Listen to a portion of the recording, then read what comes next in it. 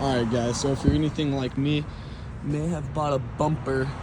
That's not from my car, just to let you know. But if you're anything like me, you may have bought a bumper and you have a 1997 Toyota Tacoma, and you realize that the frame horns are too long and it makes the bumper stick out way far. So this is a quick little video on how I cut my frame horns, my center cross member, and made my bumper fit. This is what we got going on so far. Frame horns, we're gonna have to cut back about 3 inches, just about. Then we're also gonna have to cut off this bar down here, this cross member that bolts on my skid plate. So what we're thinking about doing for that is cut this beam off, the center cross member, then weld some bolts onto here somehow, maybe drill a hole, weld some bolts on the inside, and then bolt it up there. And then once we have the frame horns cut back, these bolt holes should line up and it should fit dialed. But yeah, that's what we have going on so far. Also, since we're gonna have to cut the frame horns and this bolt hole won't have anywhere to bolt into, found some scrap metal over here. Gonna end up cutting it out, cutting it to size, drilling a hole, welding some nuts I found in my spare nut thing. Weld some nuts on the back side and then weld that into the frame horns. So hopefully it's nice and heavy duty and fits good. And yeah. So now I'm just taking like a basic angle grinder, cutting this beam out, this cross member. All right, so now I'm getting ready. Got this cross member taken off. Getting ready to cut this thing. That's where I need to cut it, along this blue tape, but I'm cutting it a little bit shorter, or not as long, so I have room to grind it down, and hopefully from there I can get it good. Now I got some 1/4 inch thick plate. It's like for the caps on the frame horns. We measured the inside of the frame horns with the caliper, scribed it up, and now we're cutting it with the bandsaw right across these lines. I already cut this side.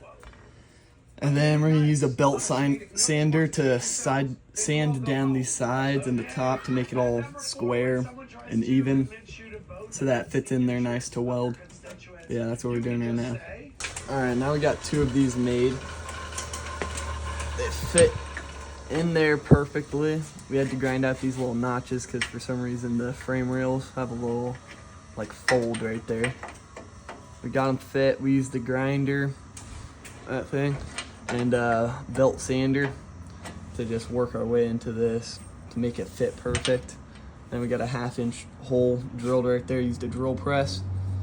And then we deburred everything, make sure there's a little gap to fill up. And we have another one for the other side. And yeah, and we grinded this down to weld it, and I'll show you how we're gonna weld it in a second. All right, now how we're gonna weld it is we got these bolts here, right? We're gonna screw this down tight so it fits on there all nice and tight. And once we have it like that, we're gonna weld around it to make it fit perfectly.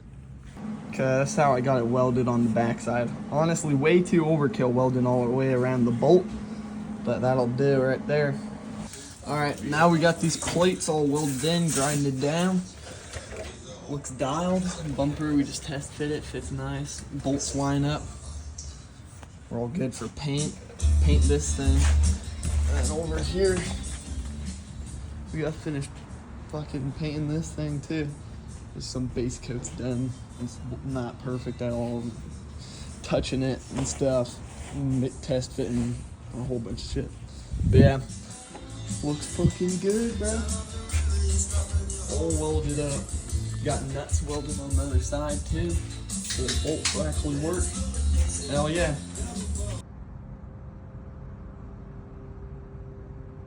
Alright, here's the bumper. Quick little video of how she looks. Sticks out quite a bit. Once you get a winch and some lights on this top pipe, it will fill it all up and make it look nice. But right here, we got frame horn to frame horn, right? We got that all cut up. And on these 1997s, for whatever reason, Toyota decided to make them a little bit longer than the newer generations. So what we had to do to make it not have a giant gap, like giant. We had to cut out that flimsy little cross member that goes from frame horn to frame horn. Normally your skid plate will bolt into that thing. We cut that thing out, started there. Then we started test fitting, mocking up, seeing how much we had to cut off of the frame horns. Ended up being like 2.7 inches, I want to say. And right here, hang on, we got about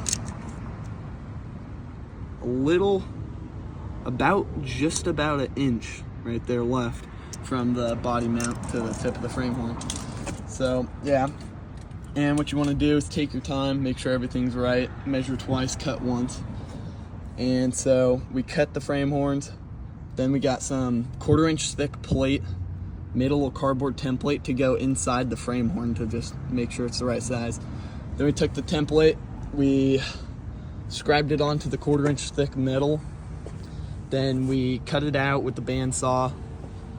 Then we took a 1/2 inch drill bit, drilled a hole, or well, first, before we drilled the hole, how we knew where to drill it was we held up the bumper, or well, we taped on the metal in, like from side to side to hold it in place, and then we held the bumper up, and then we scribed a hole. We scribed it from this outer hole right here that holds this in, this little slot.